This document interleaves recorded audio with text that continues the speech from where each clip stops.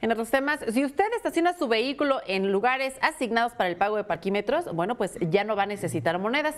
María José Valencia nos explica por qué. El pago de parquímetros en el dispositivo móvil ya es una realidad. El gobierno capitalino anunció que se utilizarán 3 aplicaciones para facilitar este trámite a los automovilistas. Los parquímetros colocados en las 26 colonias de las delegaciones Miguel Hidalgo, Cuauhtémoc, Benito Juárez y Álvaro Obregón estarán actualizados en dichas aplicaciones.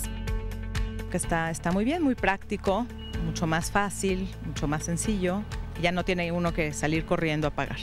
Este sistema de cobro, que se implementará en un inicio como un programa piloto durante 60 días, se podrá realizar el pago por vía tarjeta de débito o crédito en cualquiera de las 3 aplicaciones que decida instalar el usuario de este servicio.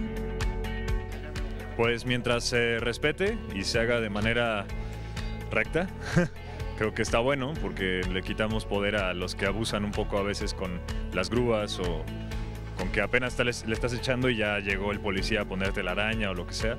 Mientras sea legal. El costo por el estacionamiento en vía pública se mantendrá en 2 pesos con 34 centavos por cada 15 minutos. Una vez concluida la prueba piloto, se evaluará cuál fue la aplicación que dio los mejores resultados a los usuarios. Existen alrededor de 1,600 equipos que administran más de 26,000 espacios de estacionamiento. Con imágenes de Joel Arias, María José Valencia, 21 Noticias.